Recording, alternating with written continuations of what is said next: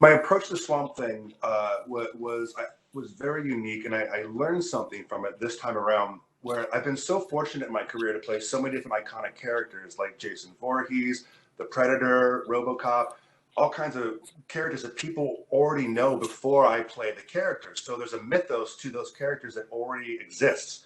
So approaching Swamp Thing, besides the given material from what the writers created, uh, a lot of times when you approach an iconic character, you're going to draw from any different type of creative source that's already been there, like the comic books, the movies, uh, anything I could get my hands on. But this time around, when I got cast as Swamp Thing and it was announced, I got a lot of personal emails or direct messages on my social media from fans saying, "Oh, you're the right guy.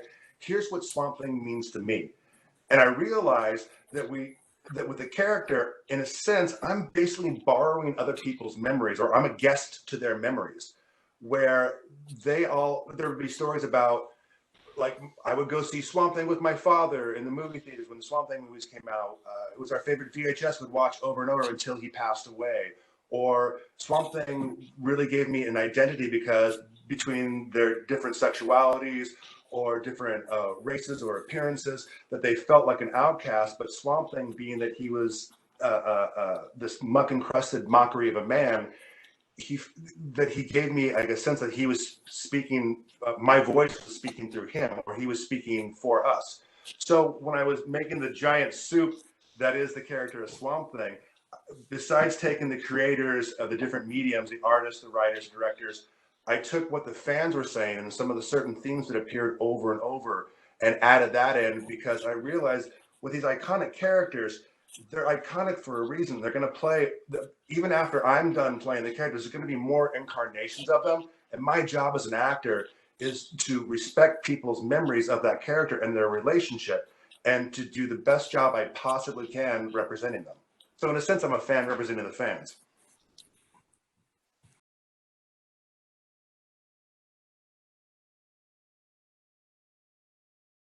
I love playing Jason Voorhees from the Friday the 13th series, Mhm. because it was my favorite horror film growing up, and it's so weird that I got to play him. I used nightmares from him. Now as an adult, I get to be him. It's Mhm. very strange. But if the two of them were to fight, I got to go with Swamp Thing. In a sense, I mean, in the show, Swamp Thing's understanding his powers, but especially in the comics, he's basically a swamp elemental, and he can do so much. I don't think Jason would have a chance. But as a fan, I would love to see the two of them go head to head.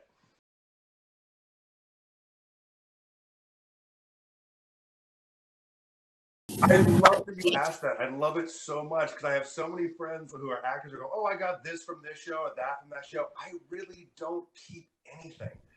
It's sometimes I even forget that I'm a part of the shows. Like I'll see like a Swamp Thing poster advertised, or they'll do a commercial for it on the CW, and I'm like, "Oh, it looks cool. Oh, that's right, I'm a part of this." That's what am I thinking?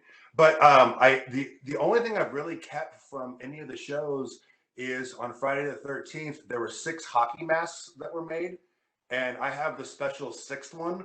But everything else from the shows, I really don't. I know it sounds weird, but I don't keep anything. I think it has to do with I have a background in improv comedy, and I've been doing it professionally since I was 17. I think it's that mindset of, you, like with improv, there's no script involved and you're doing comedy live.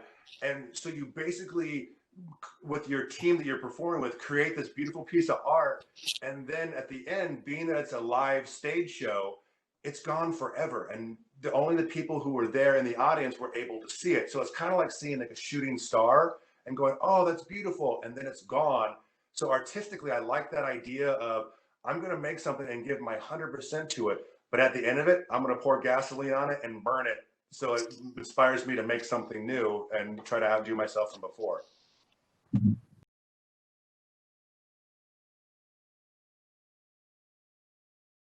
Similar to what I was saying before about the responsibility to the fans, is I'm a fan representing the fans, and you have to take that time and care to do the research of that character and find out why that character is iconic and why that character is important to the fan base.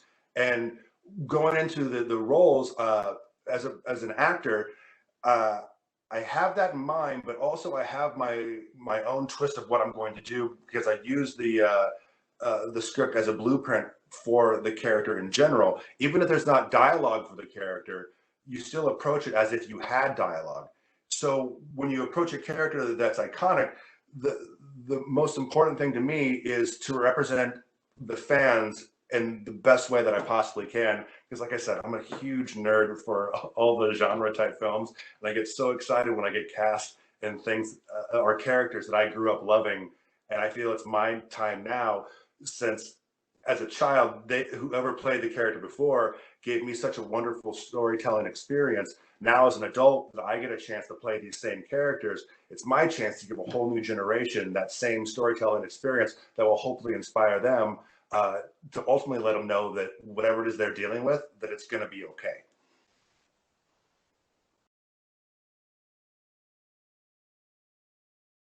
Uh, I don't know.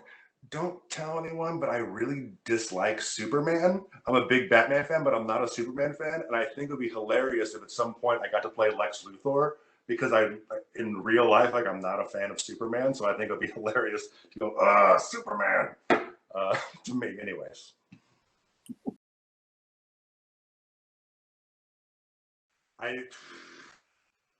I, maybe my mouth. I, I talk so much and so fast. I'm like, blah, blah, blah. If you can notice in the interviews, I get very excited because my life philosophy is no one's better than anybody else. We all have skills in different areas. Do what you love, try to get better at it, but respect everybody until they give you a reason not to.